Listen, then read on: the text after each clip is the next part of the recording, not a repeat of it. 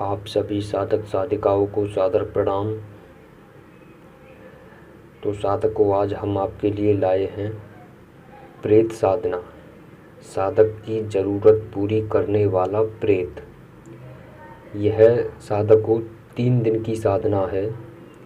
3 दिन में यह प्रेत साधक की एक ज़रूरत पूरी करता है, चाहे वो धन की हो या किसी शत्रु की हो या वशीकरण की हो या मारण की हो या उच्चाटन की हो। षटकर्म में से कोई भी काम हो दुनिया का, धन स्वर्ण आदि सब कुछ एक इच्छा पूरी करता है। ये 3 दिन बाद जब आएगा तो साधक से वचन नहीं लेगा। यह इस प्रकार बात करेगा, मांग मांग साधक क्या मांगता है। तो साधक की जो ज़रूरत है वो अपनी ज़रूरत साधक उसके सामने रखे और वो उसकी ज़रूरत पूरी तत्क्षण कर देगा। अगर उसको धन की ज़रूरत है तो धन उसी के सामने वहीं डाल जाएगा और धन साधक वहाँ से अपना लेकर चला आए। अगर साधक को किसी शत्रु ने ज़्यादा परेशान कर रखा है तो उसी क्षण जाकर उस पर काम डाल देगा। किसी पर वशीकरण करना हो उसी क्षण जाकर वशीकरण डाल देगा। अगर साधक पे और भी इत्यादि शारीरिक रोग है, कोई कैंसर है आदि है, किसी की जान जाने को है, उस तक को ये बचा सकता है। मौत को तो देखो कोई नहीं रोक पाया, पर हाँ, साधक अगर कोई जीवित है, कोई रोगी अगर जीवित है तो उसको ये बचा सकता है, उसके रोग को काट सकता है। इतनी दम रखता है, जाते के साथ ही रोग को काट देगा। अगर साधक इसको चाहे कि मैं इससे कोई काम नहीं लेना चाहता, इसको अपने मंत्रों में और अपने वचनों में बांधना चाहता हूँ, तो साधक से ये वचनों में बंध जाएगा। बाकी फिर ये साधक के सत्कर्म करेगा और कोई काम नहीं करेगा, और कोई ना सामान ला कर देगा ना कुछ ला कर देगा।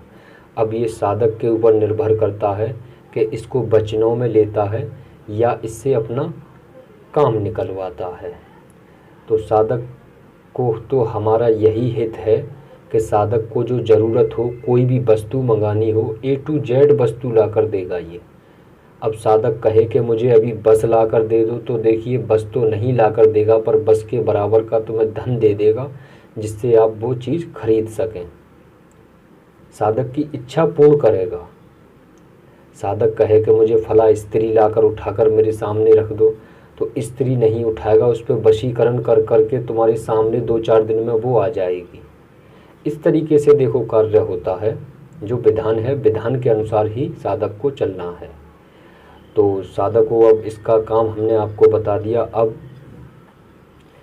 यह सुनिए इसका विधान, बाकी वीडियो में पूर्ण तरीके से शब्दों में लिख कर दिया गया है। साधक अच्छे से साधना का विधान पढ़ ले, मंत्र याद कर ले अच्छे से और साधना करे। यह साधना देसी बमूर के पेड़ के नीचे होगी। देसी बमूर जो पीले फूल होते हैं, सफ़ेद कांटा होता है, उस पेड़ के नीचे होगी। यह साधना 3 दिन की है। 3 दिन पहले साधक को ब्रह्मचार्य और शील के मार्ग पर चलना है। शील का मार्ग होता मतलब सत्यता, झूठ ना बोलना आदि, शुद्ध रहना है। और ज़्यादातर साधक अकेला रहे इस साधना को जब करे तब, क्योंकि ज़्यादा बात करेगा तो उसको क्रोध आएगा, यानी अपने आप ही साधना की ऊर्जा बनेगी तो उसमें क्रोध पैदा होगा। तो साधना में कोई ज़्यादा सामान सामग्री नहीं है। हाँ, साधक को चाहिए कि जो इसमें दाल चावल का भोग है, वह दाल चावल इतने बनाए कि वो खुद भी खा सके और भोग में भी रख सके। इतने चावल बनाने हैं। साधना करने के बाद लौट कर के घर आकर साधक को वही चावल, दाल चावल खाने हैं। बाकी विधान अगर साधक को ना कुछ समझ में आए तो एक बार हमसे संपर्क कर ज़रूर पूछ ले कि पूर्ण विधि विधान से हम उसको साधना करा सकें। और इस साधना को आप सभी से निवेदन है कि बगैर गुरु के ना करें। तो मैं फिर आपसे मिलता हूँ अगली वीडियो में। मेरा सभी साधक साधिकाओं को सादर प्रणाम।